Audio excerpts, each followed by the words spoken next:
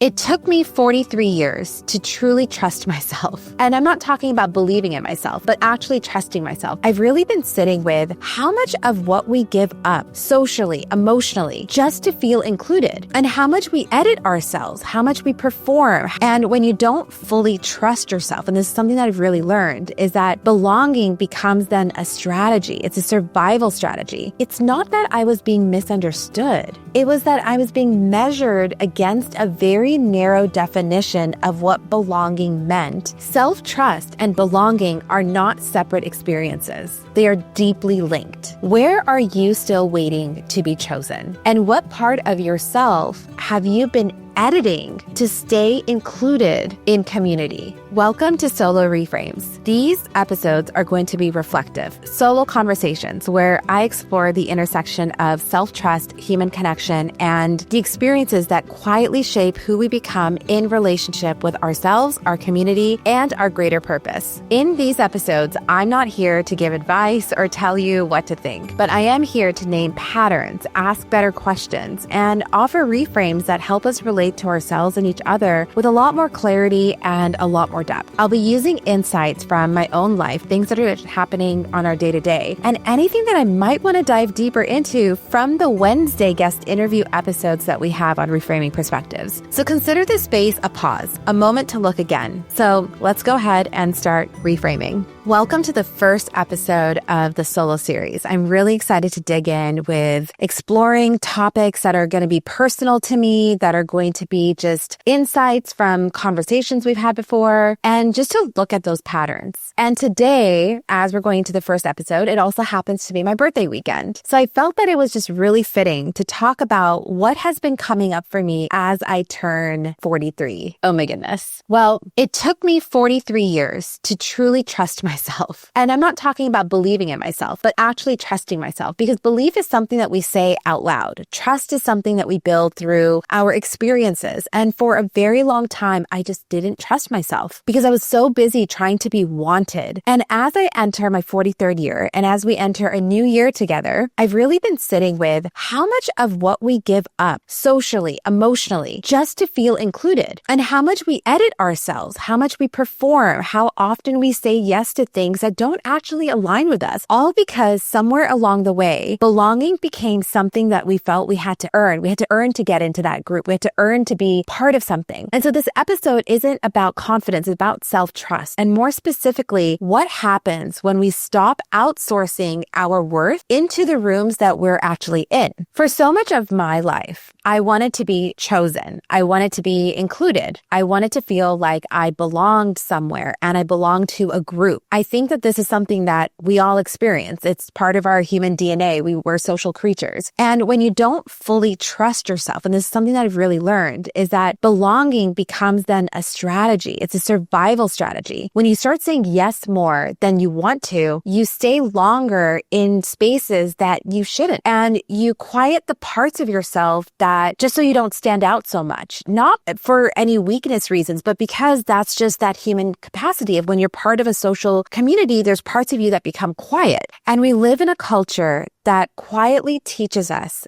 that being liked is safer than being fully confident in yourself, and that fitting in is easier than being fully expressive of who you are. And that fitting in is easier than being fully expressed and being able to say what's on your mind. And when you grow up navigating multiple worlds, then those lessons sink in early like it did for me. So living in the US, I have always been reminded that I am an immigrant, that I am from somewhere else. And I'm always asked, where am I really from? Always aware that my presence sometimes needs a bit of an explanation. And that in itself has also been really interesting for me, because it's not so straightforward. There's complex layers to this, especially being a third culture kid, where I can't say that I'm necessarily from somewhere because I was never born there, but I represent that ethnicity and that identity. And yet, majority of my life has spent here in the United States. And so I do feel most comfortable to say that this is where I'm from. But recently, when I went to India for the first time in 12 years, something unexpected really happened for me. It was a form of of closure. It was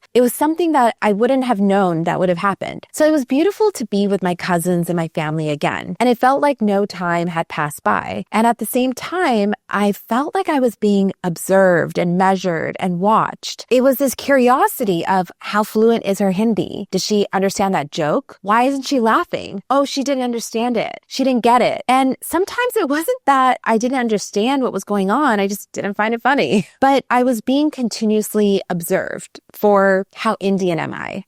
I was asked how I speak Hindi so well, as if this somehow isn't my culture as well, as if I didn't grow up in an Indian family, as if I hadn't been coming to India my entire life, or that I'm obsessed with Bollywood. But the thing is that I was seen as the outsider. I was seen as this foreign cousin that comes to visit, the one who doesn't fit neatly into an expected mold. And when I was standing there, it finally dawned on me, and I realized something important. It's not that I was being misunderstood. It was that I was being measured against a very narrow definition of what belonging meant in that type of dynamic. And that's when something completely shifted in me. And I was like, oh, this makes so much sense. I realized that the life that I had growing up across cultures, it didn't actually fracture my identity into who I am. It gave me range. It gave me perspective. And it taught me early on that there is more than one way to live. There's more than one way to belong. And there's more than one way to exist in the world. But that's not always carried through. See, that's not always recognized because people are always measuring you based off of what their perception of that world is, what their lens of that world is. And so when I am being measured against how Indian I am, or how American I am, or how whatever I am, how educated I am, how religious I am, these measurement tools, they can be applied to anything. It's not just because I'm a third culture kid. So I would actually ask you to reflect on your life, like all the different pieces that make you up. And that kind of layering doesn't always sit comfortably in this box. It doesn't sit comfortably in the systems and the families or the communities that have been built to recognize this one version of identity at a time. So what I had once experienced as maybe being confused and revealed itself as layering. What I had always tried to fit into this box, this neatly fitted box of like, okay, I'm going to show how I fit into this, how I belong here, how this is also my culture, how I am educated enough, how I am smart enough, how I am this enough. I realized I took a seat back and I was like, oh my gosh, this is actually, I needed to flip that script. I needed to look at this from a different layering. And I realized how I wasn't too much. I wasn't not enough. I was just layered. I'm just complex. Like people are complex. And layered people tend to confuse environments that only know how to see through one lens as if that is a lens that you're not a part of. So here's the bigger realization that landed for me in that moment. And I hope that it sits with you as well. And I want to know, self-trust and belonging are not separate experiences. They are deeply linked. So hear me out. When we don't trust ourselves, we look to belonging to give us stability. So we look to groups, we look to relationships, we look to religions, we look to any proximity to tell us who we are because we're having a hard time for us defining it ourselves. And that's where we quietly enter a danger zone. It's a thin line that we're dancing between because when our sense of self is fragile, we grasp onto these rigid definitions to feel safe. We follow the lines closely because that tells us who we are, how we're supposed to behave, and then it doesn't require us to do our own internal thinking and reflection on, wait a second, are these the lines that actually reflect me? We're so wanting to fit in that we don't actually evaluate what it looks like to honor the multiple layers that makes you up. So when someone plays then outside of those lines, it can feel threatening because that's when fear shows up. When someone is actually able to say that, okay, I really like what you have going on over here, but I also really like what's happening here. And they both speak to me. So I'm going to go ahead and dance in the middle of this and take a little bit from here and take a little bit from here. And that's who I'm going to call myself. Like,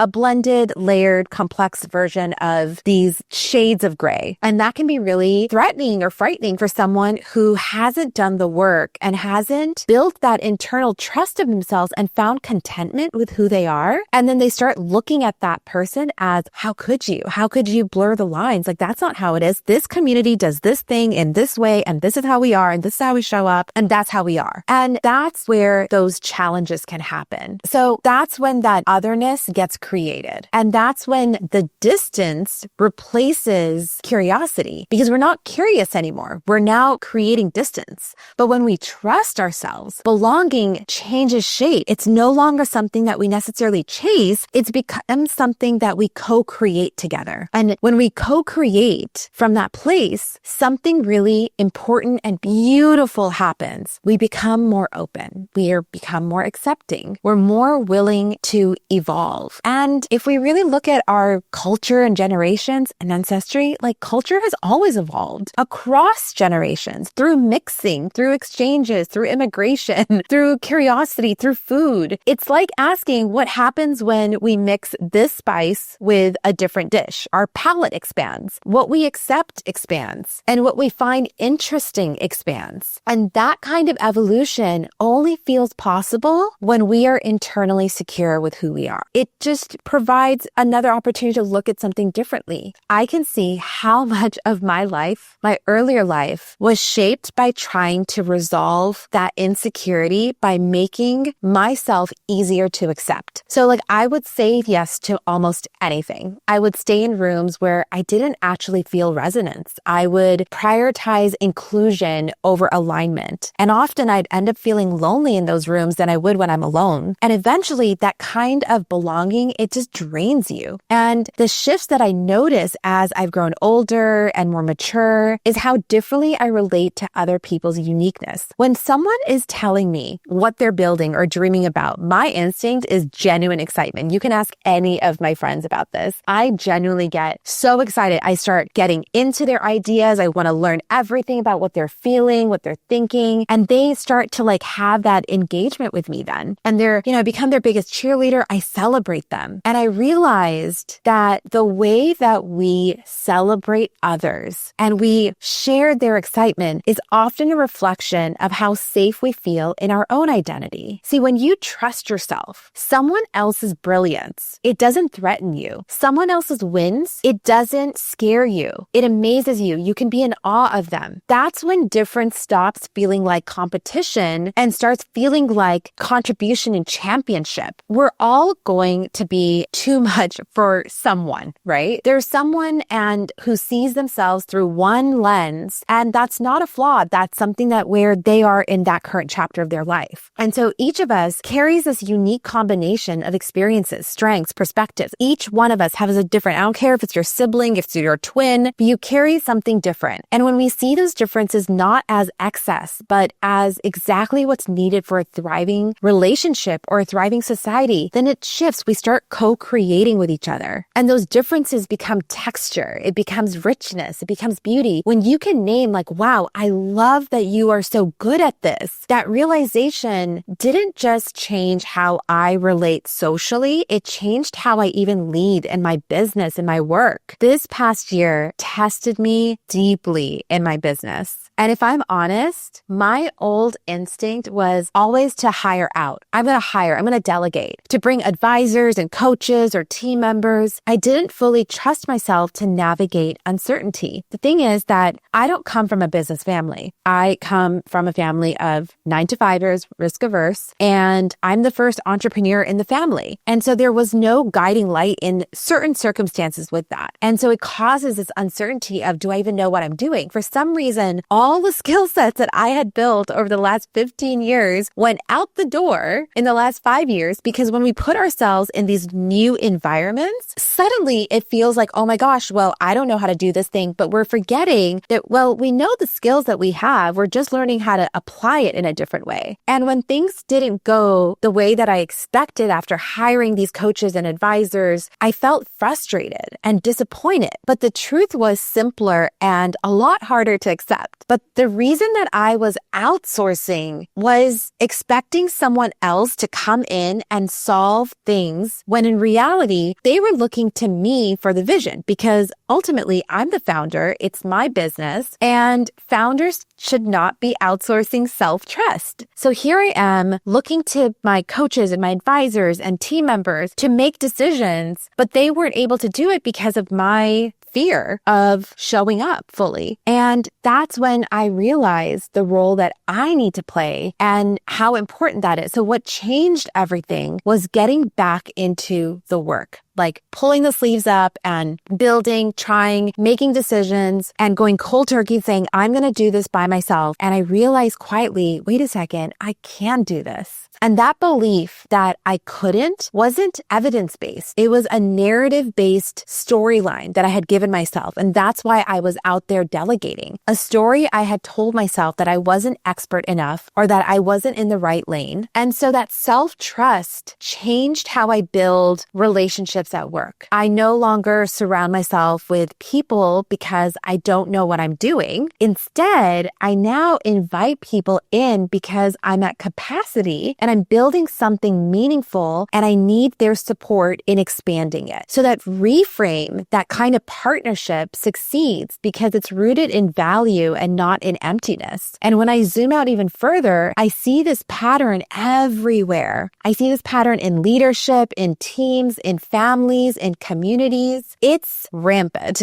When self-trust is missing, we design communities around validation, hierarchy, and performance. And what we do is that we reward sameness. We punish the differences and we confuse visibility with value. But when self-trust is present in the leader and the individuals, communities change the shape. They become places now of contribution and not comparison. You're creating a healthy workplace because curiosity is actually taking shape. Relationships are more important. That's why self-trust isn't just a personal milestone. It's a relational one. And honestly, it's a societal one because another shift that came with age and as I've been just deeply reflecting about all of this stuff is how I relate to identity itself. So I used to call myself a misfit. I said it all the time, but that label quietly reinforced this idea that I didn't belong anywhere. And it shaped how I showed up. I stopped asking where I was allowed to go. I started asking where I was celebrated. So when I would call myself a misfit, be like, oh, I'm a misfit. I don't belong here.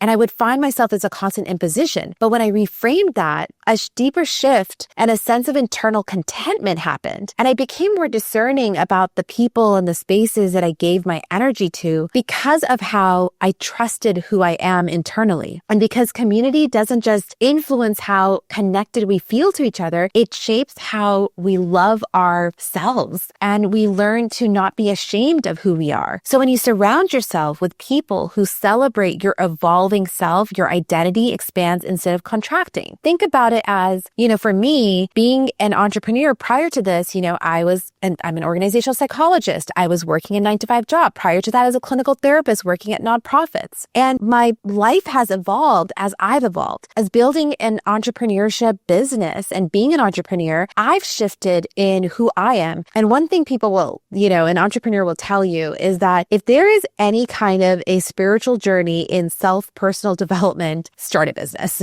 And so those spaces expanded because of how I had to show up for that. And looking back, I can see a pattern I didn't have language for at the time. So I shaped much of my identity around being a psychologist before, and letting go of that identity was hard. But when I really looked at my life, the pattern was always there.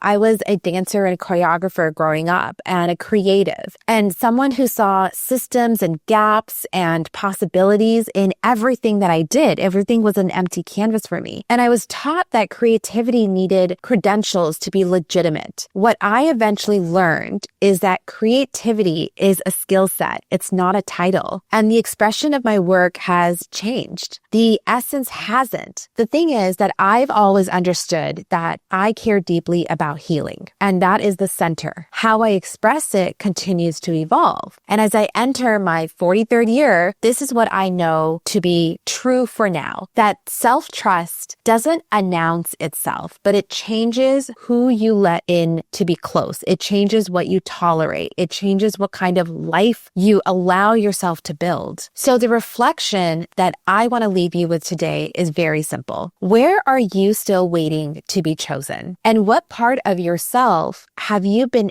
editing to stay included in community? And what might change if you trusted that what you bring is already enough and, in fact, beautiful? So self-trust is the real coming of age, and it's never too late to begin. And I'll leave you with one last thing. What's asking to be reframed in how you see yourself or how you belong? Because all of those pieces, that self-trust in your identity, that self-trust in your evolution of connection to relationships, to community, the self-trust in your dialogue and the narrative that you give yourself, the things that I did where I started to really embody the layers within me of being a third culture kid, of having a certain education, from growing up in a certain state, in a certain city, liking things differently, the natural strengths that I have as being a creative and not being okay with that evolution and that identity evolvement of going from a therapist to a psychologist to a creative strategist to a podcast host, someone who's evolved their relationships with their community, how I show up, where I find contentment. All of these pieces and my ability to accept and be open and curious and kind comes from the place of finally having self-trust.